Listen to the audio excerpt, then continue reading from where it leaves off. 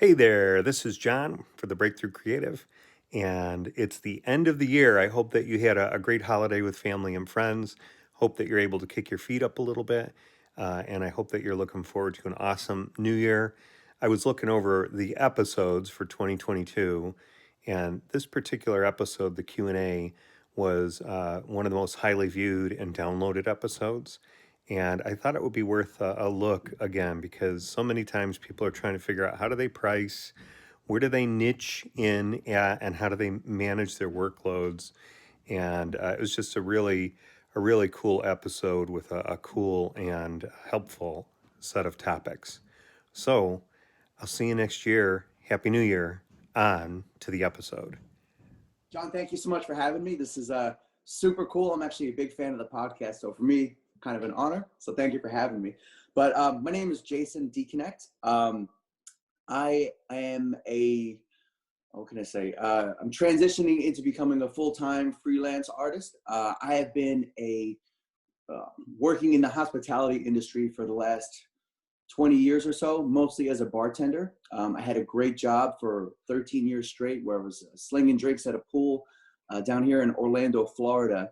And with the COVID crisis and the reductions, I was let go from the job. I had always been doing artwork on some level ever since I finished school. I got a degree in illustration years ago. And it's always been a balance between making money with your day job and growing as an artist, but also trying to make money as an artist, maybe someday live the dream and make that your full-time gig for me. So with this whole, crisis of, at least on the economic side of losing your job, it's kind of a hidden opportunity for me to kind of put more time into that. So I've been on furlough since March. Yeah, March, and now it's January. Lucky, I was able to get a part-time job in November. So I'm working 2 days a week, slinging drinks again at a new place, which I love. It's a great spot, but it's almost like the best of both worlds because I have a little bit of steady income and I'm also forced to push more on the art thing. So I'm actually doing more commissions now, not just because I want to, but also because I have to. So I'm kind of in that in-between phase where I got one foot in both ponds. So that's kind of where I'm at and who I am. But I don't know if that sums Awesome. enough. I love your slinging drinks. I like that as the Oh yeah, it's terminology. gas, man. I love it. Is that bar speak? Is that at the bartender Yeah, world? slinging drinks. Yeah. Oh yeah, That's behind it means you're working on this side of the bar, slinging drinks. There's a whole lexicon behind that. I love it. I love it. Oh yeah. So, you and I, we've started talking. I don't know. Is it 6 months, 7 months now? Yeah, it was actually yeah, right around when I got furloughed. We have a mutual friends, guests that actually come into my old job. They know John or they know you, and I was working on an artwork or trying to figure out the color schematics and just trying to learn by doing trial and error. Super frustrating. And as I'm kind of like developing as an artist, I like to share my stories on Instagram or Facebook, and people see like, oh, this is where I'm struggling, this is where I'm developing. And she actually reached out to me and said, oh, you got to meet my friend John. He knows his stuff. It's kind of awkward at first. I'm like, I don't know this guy. I'm going to be bugging him. This guy, John, you're super duper helpful. Not only like kind of like, just kind of getting to know you, which has been awesome, but you pushed me through this sticking point I had in developing the style I've been working on. Just using Procreate, for example. Oh, I sent you, this is what I'm working on. You came back to me like 15 minutes later, try this. Eyes opened up and I've been cranking out work ever since. So I can't thank you enough just for that little boost, but Oh, yeah, that's how wow. we picked up. So it's been awesome so far. Yeah. Thanks.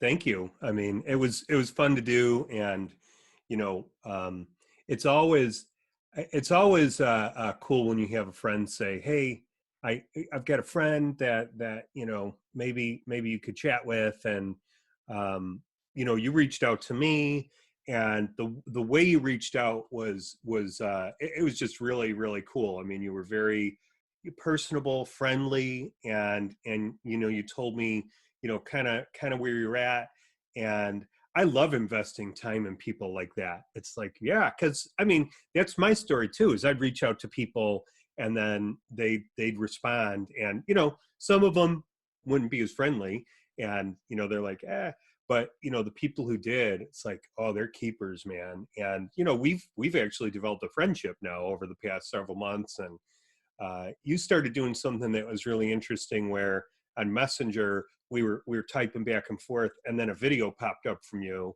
and it was like, that's efficient and convenient, but it was very personable as well. And then we just had this back and forth where we're sending each other these videos, and I've actually put that into my bag of communication tricks to at times just go, I'm making a video for this person. And it's mind-blowing for people. It's like, Yeah, wow, they took time to record something, when technically it's actually easier to do, it's so right? true. But it's so Yes. personal. Yeah. Not to get off on a tangent, but I'm into like working out and fitness and sports and stuff like that. And I was working with this guy for a while out in he's out in California now. But like, okay, part of the membership is like, if you have an issue with your form with the squat or whatever, just send it to me and we'll correct it or whatever. You get a tweak or a twinge, just let us know. And then it's usually they type back, okay, try this move, try turning this angle. And then this guy started doing that too. He's like, all right, and he's getting like hundreds and thousands of people, I'm sure, hitting him up. Hey man, my shoulder hurts. He gets on the thing, he's like, hey, listen, man, I'm sorry this hurts, blah, blah, try this, try this, try this. I'm like, and I'm thinking like, okay, first of all, it's easier. But I'm thinking, man, this guy really cares. And Yeah. it's like, and the technology is right at your hands. So like, why Yeah. wouldn't you? It's easier, it's more personal. For me, it's the way to go. Yeah. Yeah. So, I totally agree. So that's really cool. Just getting to know you in that way, and thanks for opening my eyes to that. That's pretty cool. That's the best part about this kind of communication too, is you never know what you're going to learn from somebody else, you know. And if you're open to learning all your life, chances are you can have a pretty good life. could Yeah. not agree more. Yeah. So Jay and I were talking about this episode, and Jay has brought some questions to the table, and we're gonna kind of run through them, and maybe some other questions will come up, but I'm gonna let him know what I think, and we'll see what we arrive at. So Cool. So just yeah, fire away. fire away, baby. Awesome. So like you said, I got a couple of them here. I'm hoping these aren't just questions I have, but other people may have as well. And I think they are. But the first one is, I mean, as a creative, as an artist, just to kind of fill in the gaps a little bit, me personally, what I'm doing is I'm trying to zero in and focus in my work on digital work on Procreate. It's just a little bit more efficient. I don't have to paint and then ship. I can just do it digitally and send it, resize, super easy. So I'm just trying to focus my forces there. So I'm a visual artist, but I guess this would apply to any artist, any creative. But it's, how do you appropriately charge for your clients? Because art isn't really, not to get too woo woo, but it's not like I don't know, building a house. Though all there is an art to building a house, but it's structured. It's like, we got to do this, we got to do this, and this is what you're going to get at the end. This is exactly what it's going to look like. Art is a little bit more nebulous, a little bit more creative in the fact that you can't. It's a little bit harder to nail down. You can come up with a formula and a system, but I always get lost as far as how much to charge people, because I don't know if it's, as a client they might say like, how much for a portrait? I do a lot of portraits. How much for a portrait for one person? How much for two people? Well, I could have a portrait for one person who's wearing sunglasses and a baseball cap. Might take me an hour. And I could have another portrait from a beautiful woman with flowing curly hair, with ornate decor and jewelry. And it's both one portrait, one person. It's going to take me two different lengths of time and amount of work to do that. So do you do by hours worked? Do you do it by final product? How do you explain it to your client? Am I shaping this question enough? I Yeah, don't you know. got it. You got Okay. it. So pricing, pricing is the boogeyman of the artist's world, right? The professional artist world. And it's the Wild West too. It's all over the place. You'll see people online now who are maybe charging $25 for a portrait, and then that there are people out there who are making millions of dollars for one portrait, fine artists somewhere.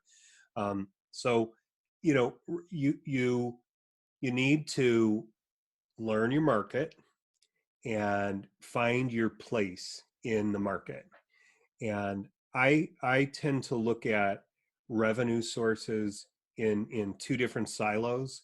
There's individual patrons, so like a private commission, and then there's corporate. And for individual patrons, private commissions, you can have people with deep pockets and you can have people who have no money. You're going to be all over the place, right? um, with corporate, chances are there's like more money available. It's not always the case. Like when I'm talking about right now isn't anything to do with absolutes, right? But corporate money, they're making an investment in an artist, in a process that is going to have returns for them, right? If you're creating a portrait for someone, likely they're going to hang it on their wall or they're going to give it as a gift. And when you start getting into the upper echelons, like if somebody's charging 5, 10,000, or you're up higher than that, people may even be looking at those things as investments. So I see artists all over the place, Instagram, on Twitter. I see artists who are creating original character art for people's avatars that they're going to put onto their accounts. I get called by people who want me to do say a portrait for their mother. And a lot of times people have no clue at all what the charge is going to be, unless you've worked it out and you've got a website somewhere and they'll go, oh, okay, here are the prices. Somebody to take a look at later on to look at her pricing is the Monkey Brush. My buddy Deb Oliver. I mean, she's a sharp cookie and does some beautiful work. You know it, of course, because she's all over Instagram and whatnot. He's awesome. So, do you charge hourly? Do you charge by the portrait? I am a big proponent of charging by the project. Okay, you can do hourly if you want. Here's the issue I find with hourly is if you take too long, right? And they're like, oh, you took 30 hours to do this thing for $30 an hour. It's $900, and they weren't expecting that. It's almost not a realistic approach to take with a client, unless they say that's how they want to do it and they're fine with it. But then you've got to figure out, what are your terms? Like, is there a limit on it? And certainly you don't want to milk it, right? But the thing I never liked about an hourly rate is that it kind of caps your earning potential to time and creation. For me, I kind of look at portraits and go, how long is this going to take me? How much work do I have? How detailed is it? How good are the reference images? Like, portraits are a challenging one for me myself to quote, because there's just so many variables and expectations for people. So part of the job is really to find out who is your client and what are their expectations. So for instance, what's the output? Am I painting it in oils? Am I painting it in acrylics? Is it a pencil drawing? Now you're into the real world, and you've got materials, so that you need to take into consideration, as opposed to digital, which you and I both work a lot in Procreate, and it doesn't mean that it's easier, but there are different efficiencies with it, right? So you need an iPad and some electricity and an Apple Pencil, and then at some point you're going to have to have output for them. So either off of a printer that you've got, and then you've got to mail it, or what I'll do with clients is suggest, how about when I finish it and it's done to whatever size you want, I'll send you the digital file, or I can send it to Walgreens or wherever. It might not be the best printer for them, but now I'm starting to figure out, what are the deliverables? What's the time? We need this in 2 days. Okay, that's going to impact the price. Some people are like, well, why would that impact the price? I once had a client, he gave me a rush, an overnight. He called me, I want to say at 6 p.m, and he needed a drawing done for product. So he was a corporate client. And I took the job and I finished it that night. I finished it in the morning, actually, but we had a couple of rounds that night where I sent stuff to him and he gave me feedback. And then in the morning, I delivered it to him. And I want to say I charged him $250 rush charge on top of the regular price. And he was shocked. Like, he was like, why did you charge extra for this? And I said, you called me at 6:30 in the evening and I delivered it before 8 in the morning. Yeah. Well, yeah, but my other artists don't do that. Well, I'm not your other artists. And it was fine. He paid me, but Right. it was a very, you know, I mean, should we've had that discussion before I started the job? Well, I guess I would put it back to him professionally and corporately. Do we need to have that discussion? You know? Yeah. So anyway, I'm getting into a lot of stuff. It almost feels like we're holding Jello, right? But I think what you need to do is figure out how long does it actually take you to do something, knowing that there are going to be variables in there, right? Mhm. Maybe you run up against a likeness of somebody that for some reason they're just hard to capture, and it's going to take you a little bit more time. Um, maybe you've got a situation where they give you photo reference that isn't spectacular, and maybe at that point you've got to cancel the job because you just can't do it with what they've given you. Um, and maybe you kind of know your speed in black and white versus your speed in color. Okay. And then what I would suggest is you come up with a rate and then know that that's what you're going to complete the portrait for. And I would encourage you as well to touch base with the client throughout the process. Some people don't like to do that. Mhm. I for one, I want to make sure that I'm capturing things for the clients. And maybe this is my corporate background where I go, I need to let them in on this. Um, another thing to consider is you could show somebody progress and explain to them it's progress, and they're going to freak out because they can't see the finished product. So you got to kind of read the room in that regard. So does that make sense? What I've Totally. shared? Absolutely. It's kind of where I've kind of landed. I've done a lot of trial and error, a lot of error, and I've had more success kind of in that lane that you were just describing. Kind of take an estimate of how long I think it's going to take, have a set rate, adjust it. I've also tinkered with um, progress reports versus waiting till the end. And I've had like, as you know, I would say I've been lucky. Most people that I've shown the progress to that wanted to see that were thrilled with everything. And then occasionally you have somebody, it's just like, tweak this, and it's all of a sudden you're in another direction. And not to sound arrogant, but as an artist, generally speaking, usually you might know what's best. Not always, but you don't always know exactly what they want, but you know what's going to work and what's not going to work. And there might be a divergence there. So Yeah. sometimes I found that holding it off to the end, like you said about reading the room, if you know you're going to have that kind of a client that you're going to be working with, maybe it's better to hold off to the end and then make your adjustments afterwards. That actually leads into a tail off question about this one, if you don't mind me asking. And I've had this happen to me as well, where I've waited to the end or even had the progress picks all the way to the end. And all of a sudden, we agreed on this. This is the price. This is the product. This is what we have. And all of a sudden, it's not quite what I imagined. And a lot of times, it's not their fault, but a client might have trouble explaining or, conveying the image they have in their head. And like at that point, you have a product, you've done the work. In your mind as an artist, you're thinking, I did what I was asked to do. For me, it's all game, set, match.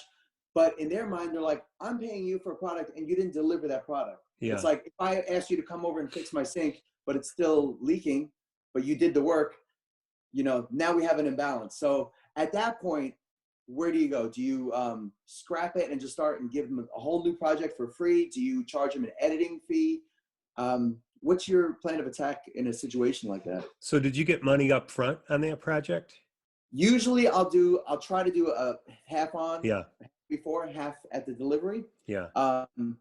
I've been a little bit, and again, we talk about errors. I've been a little lax with some people where I just kind of say like, oh, I trust you, I'll get it at the end. Sure. And I've been burned a few times. I did the Yeah. work and weren't happy and I got nothing for it. Yeah. So that's on me. And Yeah. that's part of the learning curve. So, in light of not letting that happen again. Yeah. I'd Yeah. like to have a better In the digital world with portraits now, and I suppose, I guess traditionally, if you're working traditionally, like you, I get half up front, and then that's where, you know, I really explain the terms. I try to get very, very thorough so that they know what they're getting. And if they give me a photo, um, you know, I'll tell them it's going to look like the photo, like that's the likeness that I'm going to be capturing. And sometimes, you know, people are asking me, well, can you turn a little 3/4? And I'll say, I can't, because it's not 3D. I don't know what they look like from the side. A photo foreshortens certain areas that it makes them look flatter than they are. And if you start to, I can't do that. So I try to, you know, snake that stuff out early, and then, you know, really try to feel out, who am I dealing with? Am I dealing with somebody who is nervous and controlling? Because those clients can be scary, you know. Am I dealing with some people are just like, whatever, just, you know, here, okay, here, I'll write you the $500 check right now, and they just trust that you're going to do it. um, you know, I may at times, and I do this more with corporate, it's like, here is going to be it's $350 for this process, and it includes 2 revisions. Okay. Okay. And then, you know, the cool thing about that is everything is spelled out. And then I'll say, if it goes beyond the 2 revisions, this is going to be the cost. So I work that in. And meanwhile, the deadline is doing this. Like oftentimes for a private client, the deadline is doing this because they got to get it for a birthday or a gift or something is approaching. And so that's how I tend to do it. If somebody says, well, I'm not happy with anything, and they're unreasonable, maybe they've had a bad day, maybe they're having a bad life, you know, I don't know. And I'll say to them, you know, I'm struggling here because I want to please you with your expectations. I want to deliver to you, but, you know, what we started with and where we're at now are really far apart. Can you see that? And maybe they say no. And then at that point, I'll ask them, do you want to continue on with the project? And I've never had anybody say no yet, but if they say no, I've got half down, I've done a bunch of work. Maybe they're frustrated with that, but it's like, I don't know what else to do for you then. Yep. And then you can decide if you want to give them money back or not. I don't know. Yeah, that makes sense. It seems like a nice balance because, like, Yeah. you know, on both ends, you know, Yeah. in a less than ideal world, neither is happy, but at least you walked away with something. Right. So I get it. And you're a Makes sense. service guy, you know, that's what I really appreciate about you as well. And I think I've got a heart like that too, where it's like, hey, I want you to be really happy with this. I Yep. want this whole thing to be a good experience. I want it to be money well spent. I want you to enjoy this for the rest of your life. And I want you to come back. Right? Yes. Yes. So true. Yeah. Yeah. I mean, it sounds a little corny and a little, you know, I don't know, cliche or whatever, but of course, as a creative, as an artist, you want to make money, you want to get ahead, and you want to cover your expenses and do all this stuff and be a professional. But, you know, the cherry on top, the icing on the cake is always to see how happy the person is with your work, because that's something you can never put a price tag on. And it's just, that's so invaluable. So yeah, of course, the service is such a huge part of it because you care. Yeah. I mean, you should. I Yeah. think. And why can't both of those things be true? Right? Why Yes. can't Yep. I serve somebody, deliver something good, and make a good living at it? Both of those things can exist in the same world. Yep. That's beautiful. Yeah. So, shall we move on to another question? Yeah, absolutely. Awesome. So, I got 2 keyed up here. Let me see here. Okay. Well, on the side of professionalism, let's talk about controlling workload. Yeah. Now, this is something, me personally, I've kind of struggled with, especially since for so long I was working 40 to 50 hours a week. The way I would operate in today's world, I will do a painting, a picture, either for myself or for a client, and I'll post it on my social media, my Instagram. And I'll put it up, and then immediately, and like, you know, I'm super lucky and thankful for this, I would get 3, 4, maybe 5, at least inquiries about work, which is awesome. You know, that's the way you kind of generate business. However, if I'm working, 40, 50 hours a week, my time is limited. So I'd be in this weird little bind where I get 5 requests and I can only fulfill one of them within a certain time frame. So the question is about controlling workload. I mean, on one hand, you have open the floodgates, get them all in, push your social media, push your advertising, talk to your friends, and I'll take all jobs. But then there's the reality of executing the work. And if you take in so many jobs that you can't execute on time, you're going to tarnish your name because you're the guy who never finishes work. Whereas on the other hand, which I kind of lean on this side, where I'm like very stingy with opening the gate. Like, okay, yep, I can get you in 2 months. I can get you in 1 month. And then all of a sudden I'm the guy that like takes forever to get the job done. So I don't know, maybe there's no answer to this, but is there a formula, a system, a general rule or principle as far as controlling workload? Yeah, it's a great question. And it's a good problem to have. That's Yeah, probably the first and foremost thing to look at is like, we're in this to have work and to make money. And it's a good problem to have when it comes along. So in my experience, I found that I could understand what the client needed pretty quickly, and I can draw quickly and communicate with the client to make sure we're on the right track throughout. And if I were to be going the wrong way on something, I can U-turn real quick and so we were talking sports earlier. It's almost like a cornerback losing his wide receiver, and if you got recovery speed, you can get back right and at least defend or maybe intercept the ball sure. or Yeah, be there at least for the tackle to stop a touchdown. it's a Um, nice insurance policy. so I found that knowing myself and knowing yourself, and for any of the listeners out there, it's like you got to know yourself. What are you really good at? Because that's going to be what you lean on at times when things are really there's a lot coming at you. Okay, so um, what I found was that I could have a lot of work, and so my process, and I'll share this in another episode sometime, but I have a document open because I am administratively functional. Okay, like I'm a math guy and I can organize things, but I'd rather throw crayons on the ground and just start working on something, right? So um, what I have is I have a project list, and that project list will have the year at the top, and then I'll have my clients on it. And so I've got my regulars, and then I've got maybe new clients down below, and I'll write down the projects. I might have 4 or 5 with one client, maybe one with another, maybe there's one nothing's going on with right now. And then I'll have individual pieces that I'm creating for clients. And I'll write down what the project is and maybe the steps that go with the project. And then I'll have a price next to it, and I'll have a deadline. Okay. And so now it's kind of like I've taken everything that's inside my head and gone, whoo, and it's sitting on the computer. So I don't really have to be worrying about that. And then what I'll do is any project that is active is in black. It's just in black ink. Any project or component of a project that is out for feedback, like I've finished a part of it and it's off to the client and I'm waiting to hear back from them, that is gray. I know that I'm waiting to hear back on that. Any project that is hot, the deadline is due real soon, or I don't have answers from the client, because that'll happen too, is red. And so I'll know when I look at my list, it's like, okay, I got to manage these 2 red things right away. And that's in between like other calls coming in.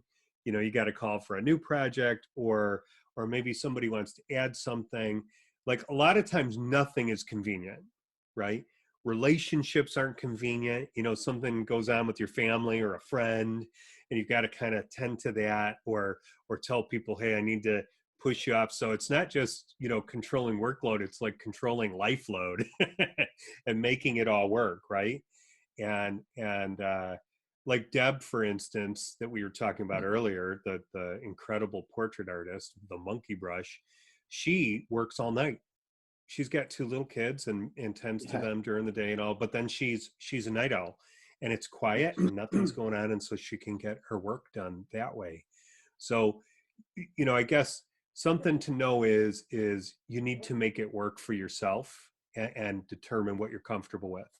Years ago, I had multiple clients at this one company, and I probably had 25 different people I worked with over the course of the year, and I'd have maybe five different projects going or maybe five different clients going at a time with multiple projects. And then I had other clients with stuff going on, and then I might have other, a mural or who knows what. And I would get up and I would sit and I would look at my list, and I would be baffled. I wouldn't know where to start. Even if I had five red things highlighted, because everything needed to keep moving. And I didn't realize it until after that year had passed, that my heart would race while I was looking at this stuff for about an hour. I would have like a little panic attack. And and then after the hour, it would kind of pass. And I mean, it literally, like, you wouldn't know I'm having a panic attack. I was just kind of sitting here like this, looking and trying to decide, and what do I do? And then and then maybe look at sports for a minute to get my eyes off of it, or check something out, and then come back to it. And after that hour, I'd say to myself, well, I got to start doing something. So I get to work, and then it would all just start to fall into place. So the less I thought about it, the more I got it done. So it's a challenging one, because I don't think you really know how to start controlling your workload until you got too much. and Yeah. then and then you start to realize, oh, that's my limit, you know um, and then you've got to decide, how are you going to communicate that to clients? Because you can't communicate it after you've taken the work on, right? Because Right. that's a bad look. But then what you need to do is figure out, okay, how am I going to manage everything? And I've been a big proponent of, my clients don't need to know how busy I am. Like, they don't need to be nervous that I've got too much work going on. And I'm always there to show support for them, and calm, because I want to be at least one spot in their life where they don't have to think about anything in regard to me. I'm there to make their nightmares go away, right? Even if I'm not feeling it, I need to present it. And one of the issues I had with this big company I worked with that had multiple clients for me was, they would sit around in product development meetings, and every time they talked about a project, they'd mention the name of the designer working with them. So my name it was cool, but it was also kind of like, people knew that I'm working on all this stuff. And finally, somebody was really upset with me one day, because they heard that I was going to be working on somebody else's project before theirs, but their deadline was further out, while this person's deadline was tighter. And so I said, hey, I said, have I ever let you down before? No. Okay. I'm not going to let you down this time. What I need you to do is think of me like air traffic control. Uh, And I am going to have the plane with the least amount of fuel land first, so that they don't crash. And I'm going to make sure that you get on the runway too, when it's your time. Cool. And we had that conversation, and we never had to talk about it again. So, I just framed it for them. So yeah, sometimes that whole workload thing, you've got to, the client has knowledge of your workload, maybe in a situation like that. So, does that help? I mean, that's a little bit more uh, philosophy, maybe, rather than absolutely how you need to do it. yeah, for sure. I mean, like, it's a nebulous thing. I don't think there's a hard and stiff answer. I was looking more for a philosophy kind of answer, just to kind of a general practice. And from what I'm gathering from what you're saying, it's a little bit more like, I really am appreciating, with the way you're explaining it, like the value of taking action, and how that kind of starts the ball rolling, and then you figure things out in real time. From what I'm gathering from what you're saying is, like, test the workload, bring in the jobs, and then once you see where your limit is, now you can kind of auto correct and auto regulate from there. So yeah, that definitely helps. And the the detailed stories actually, makes it a little more colorful, a little bit more real. So I do appreciate it. So Yeah. Yeah. You that's got it. on Hey, point. one more thought on that, Yeah. um, is being proactive with your client when you have a lot going on is really important, because you may have, and again, I think I'm speaking to this a little bit more from a corporate perspective, working with corporate clients, than maybe with a private client, because you know, it's not a project to them in the sense that a corporate is, right, where they've got to answer to other people or show progress. So if it's a corporate client, a couple of the things as far as workload goes is, you never, and I guess this is with a private client, you don't want the final deliverables to be a surprise. You don't want anybody to be surprised at what they're receiving from you. Like, so especially in corporate where you're in development, so maybe this is more for development work, you want them in on the process so they can quickly go, no, we can't do that, because whatever, the CEO hates green and I'm going to get fired. Okay, great. Now I'm not sending you to a meeting that's 2 minutes away with this green image, right? So, it's really important to be highly communicative with your client. Yeah. Yeah. On point. So there's one other thing I did want to talk to you about. And again, I don't think I'm the only one that feels this way, but it's just about finding your niche, your Yeah. niche. I never know if I'm saying that right or not. Yeah. Niche, Nikkei, Nick, he. Yeah, who knows? Niche. We'll go with niche. Niche. Anyway, it's fine. You're a little cubby hole or whatever in the art world or the creative world. Again, I hate to sound so woo, but creativity, it can be so nebulous, and where you have something that's a little bit more mechanical, and there's this split. I mean, and if you're going to be a professional creative person, you have to have some structure and some mechanical, hate to use that word, but like almost like a rigid way of doing things, so you could be prolific and you could be productive and you can be reliable. And it's almost this balancing act. If anybody out there is an artist or who draws, I always compare it to like the drawing method of using structure and gesture. Whereas you have to have both to have a great final product. So you have structure where everything is structurally aligned and sound and on point and accurate. But if you only have structure, it's kind of boring. It's kind of flat. It's almost like, why did I even take the time to draw this? Whereas you have the gesture end of things where you're flowing, you're creating, you're sweeping, you're swooping, and it's this beautiful, emotional, you feel it, but it's just like a nebulous bowl of water. It's nothing. It has no weight or structure. It's just a mess of feelings. But when you put them together, then you have art, then you have mastery, then you have something that's really unique and it works. So I'm being a little bit kind of all over the place with the way I'm thinking about this. But as a creative, I think that applies to music, that applies to the arts, it applies to anything where you have to kind of put your almost soul into it. Now, being professional, the dream is that you just get out there and you be creative. You just express your soul and yourself, and then the world loves it. Like, man, I want to pay you for that. You're awesome. Just keep doing what you're doing. I'm going to throw money at you. Obviously, I mean, it can happen, but it's not likely. So, I guess in the more realistic world, the ideal is to create a market and a niche for yourself that people want. But more realistically, I think you have to kind of look into the world and see what people need, see what people want, and attack that. How do you find your niche, keep it professional, and how to be productive, prolific, and creative all at the same time? Yeah. Did I Yeah. just dump a whole bucket of water on you? No, it's really good. It's really good, because I think it's something that we all struggle with. And I honestly think it's something that everybody in the world struggles with. Maybe one of the biggest struggles with being a creative, there is a tendency to believe the storybook fairy tale side, that we love every project we do. We just love to draw.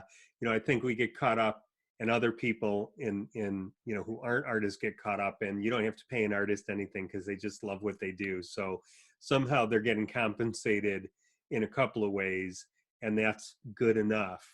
And I've never been that guy.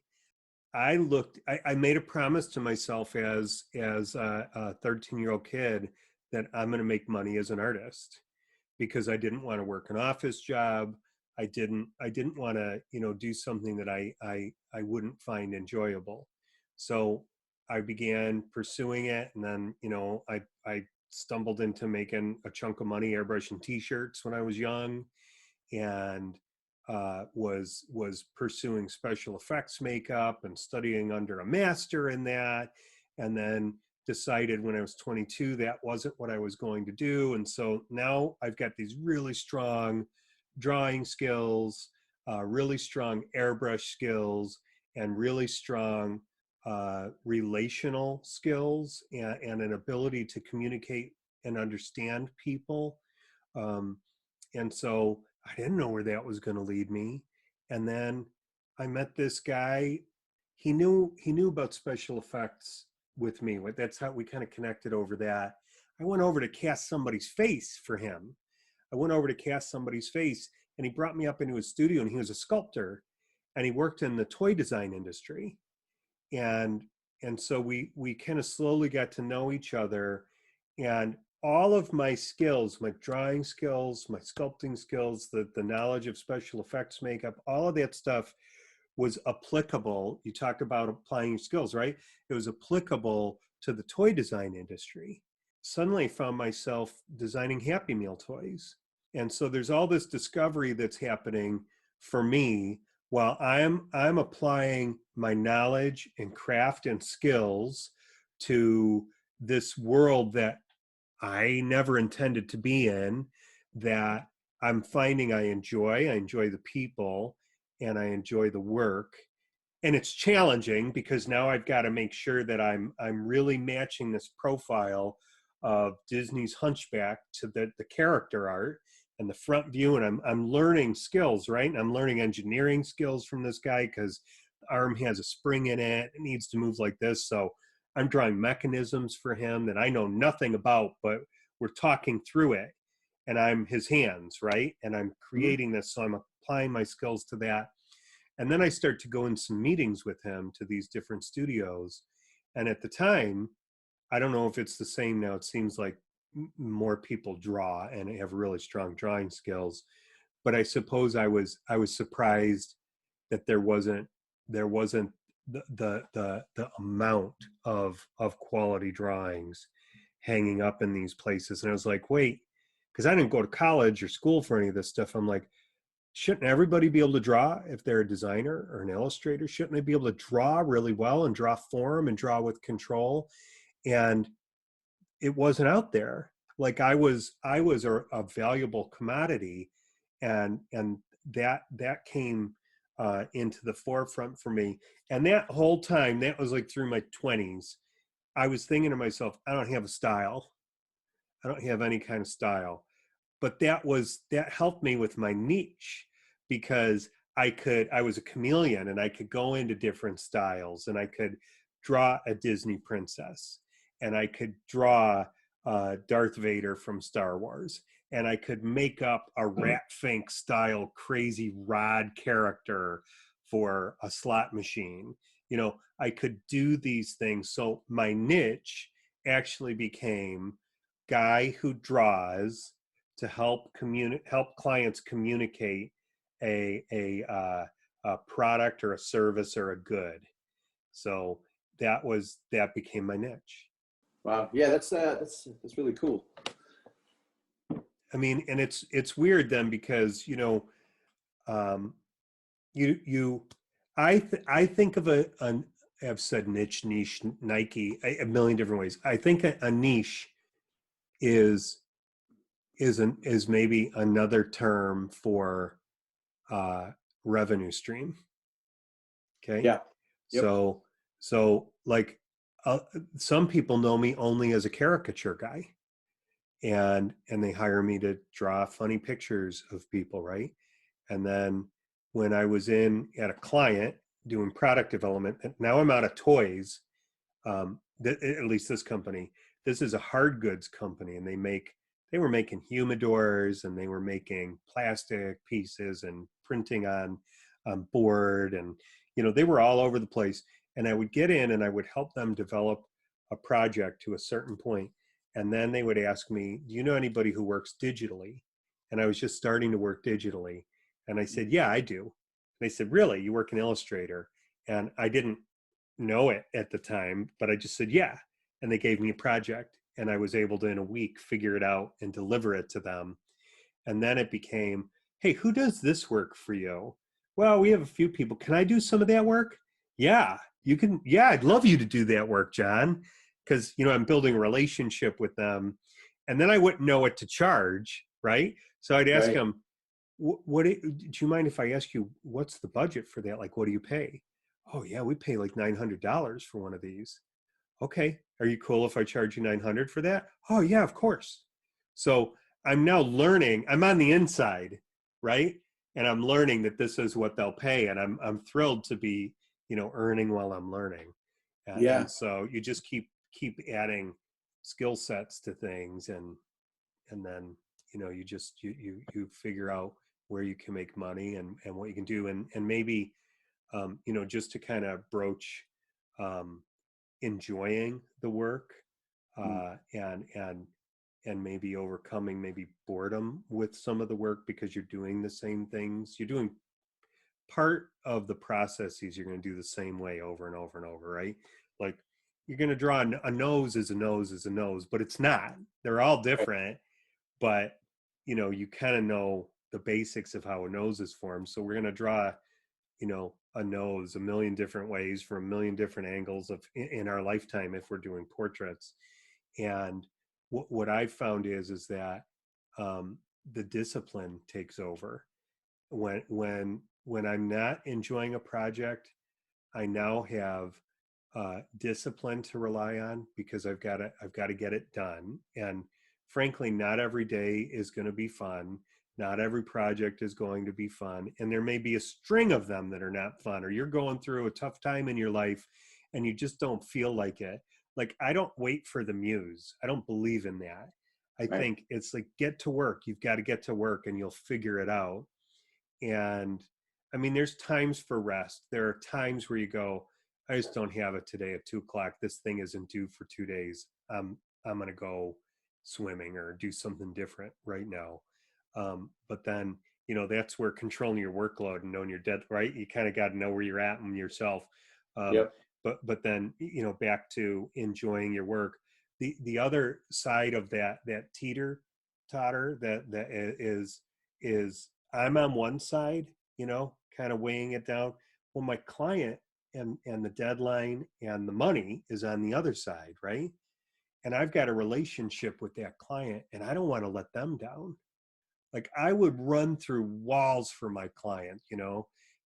I'd stay up all night finishing projects if there was an emergency, or if, it just so happened that that's just how the deadline was falling. I'm going to get it done for them by when they need it. And, uh, if somebody comes back to me and it's ridiculous, they're like, oh, we moved this deadline up 10 days, so it's due tomorrow. It's like, no, I can't. I can't do that. Yeah. So that's kind of how I approach that aspect of the question you started with. Yeah. Yeah. That makes a lot of sense. That, I mean, that's always something that's on, I'm sure, again, a lot of people's minds, is that balance of, as far as niche, um, what is it? An inch wide and a mile deep, focusing, zeroing, mastering one specific thing, or kind of broadening out your skill sets and being almost like a jack of all trades or a renaissance man, where, you open your whole world when you, like, was it Scott Adams who talks about skill stacking? Yeah, So again, it's like, do you go like a laser beam or a flamethrower? So I could definitely see the appeal on both, and the drawbacks of both. So yeah. yeah. Yeah, it's making a little bit more sense. Do you think that there are actionable steps from the discussion we just had in your world? Yeah, for sure. To be honest, I mean, these are questions that I've grappled with, I don't want to say since the dawn of time, but since I started doing all this stuff. Yeah, So, like everything else, I've tried to trial and error my way through, mostly error. And, it can be a little bit painful, but it's also rewarding, yeah, and when you learn the hard way, you learn it right. You learn it, thoroughly. Yeah. So a lot of the things that you're saying are actually right in line with, the kind of way I'm kind of just by default rolled into, as far as appropriately charging clients. I listened to your interview with the Monkey Brush, which was super enlightening. And I checked out her page and I saw how she had her format. So, okay, she charges this much. Then I started comparing prices. What do they charge for, something like a caricature at Disney, and how much do they charge here? And like you said, they're all over the place. So you kind of trial and error, and I did find my way there. Haven't mastered it, but it's kind of right along the same lines you said, where I take an estimate about how long it's going to take me to do a project, set a rate, and then leave a little bit of room for flexibility. Like you said about making the edits. This is new to me, and a great idea is talking to the client beforehand. Say, okay, we'll make room for maybe 1 or 2 edits. After that, it's going to be set amount. This way, there's no surprises, like you said. Very actionable. As far as controlling workload, actionable steps. It's almost like going to the gym. You want to see how much you bench? Keep putting the plates on until you can't push anymore, and there's your limit. Work within that range. Build up your strength gradually. Build up your speed, your proficiency. So totally makes sense. And finding your niche. Hey man, it's a pretty thick one, but yeah, actionable steps. Man, from what I'm picking up is just keep stacking your skill sets. Keep an open mind. Not that you have to say yes to everything, but don't say no to anything just because it's not right down this single solitary lane. And good things will come of it, and you might find your niche in a place you weren't looking for. So these are the kind of ideas I'm kind of drawing from you right now. Am I on the right track? Yeah, I think so. And one last thing came to me around finding your niche is look for problems to solve with your skills. Nice. Look for problems to solve. Did you ever see? I don't know how many people have seen this movie, but it's the M. Night Shyamalan, Bruce Willis movie Sixth Sense? from the late '90s. No, he did do the Sixth Sense with him, but it's the superhero one. Oh, Uh, Unbreakable. Unbreakable. And you Yes. remember he finally comes to terms. He's like, yeah, I do have all this strength and this power. And he asks Samuel L. Jackson, what do I do now? And Samuel L. Jackson says into the phone, go to where people are and it will become clear. He says something like that. And so he goes to the train station, and it's this dramatic scene, right? Where he walks in, and if he touches them, he can kind of see their sin, or he can see where they've done evil. And so he raises his arms out, right? And and then he's seeing, all this stuff that people are doing, and he happens to bump into a serial killer. And it's like, that's the problem I got to go solve. So it's almost a little bit, it's not like, don't try to get any serial killers as clients, okay? But it's like, what problems can I solve with what my skills and my knowledge? Yeah, that's a great way to look at it. It's just, where can I be of use? Where can I be of service? Yep. Yeah, that seems like it would take you in the right direction. Yeah. So cool, man. Definitely. Dude, thank you for being my guest and asking questions, and it's awesome. Yeah, most definitely. Yeah, it's been an honor. Like I said, I'm a big fan of the podcast. I've been picking up so much. If you ever want to go, if anybody wants to check out my stuff, you could actually see the development, where I was, what kind of stuff I was doing, what kind of stuff I'm doing now. And a lot of that big turn, that big push came from me interacting with you, John. As you know, I've been trying to zero in and focus in on portraits, digital portraits. I can produce them at speed. I'm trying to develop my own style, but taking a lot of influence from mid-century modern artists, the American illustrators. And I had this sticking point. I could not render what I needed to render. Broke through that wall, and all of a sudden, now, like you said, I'm kind of doing both. I'm pushing what I want to push, but it's also creating that niche. That word. I'm gonna have to look this up as soon as this show is over. There's got to be a right way to say that word. But yeah, shameless plug. If anybody wants to check out my my work, I have a website, jdkillustration.com. But honestly, I spend more time on Instagram and a little bit more updated. JAYDEKE, JDEK. I try to keep updated with all the projects that I do. I even do in my story, I do progression pictures so you can see the process that I've been working with. And Yeah, if anybody wants to reach out to me, just DM me directly there and I'll get back to you ASAP. But John, this has been super duper awesome. Fun to talk to you as always.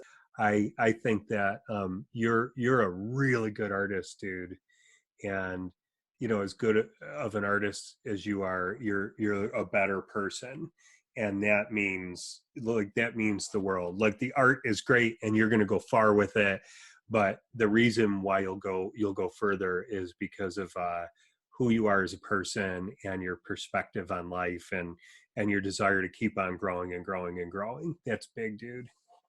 I appreciate that. That Yeah. actually that means a lot. So I Yeah. appreciate Yeah. that. Thanks, Jay. Oh, side note on that Instagram page. By the way, we talked about slinging drinks. There's a few drink recipes in there too. If you want to know about Mai Tais in Long Island, so a little bonus material for you. It's yeah, you do great with those videos. I love Oh, they're a those. blast. Those are my Yeah. quarantine cocktails. Those are good Yeah. times. Yeah. Really Cool. cool. Thanks, All right, Jay. man. John. Good to see you. Take care, and yeah, I'll be in touch. Jason, dude, thanks for being my guest. Didn't I tell you he was a cool guy? I mean, he has so much energy, and he is a deep thinker, and he's really committed to pursuing his career as an artist. And with the downtime he's had, he's been putting it to work to figure out his way, to figure out his niche, his Nike, whatever you call it. He's working on that. He's working on his portfolio, and he's making his way.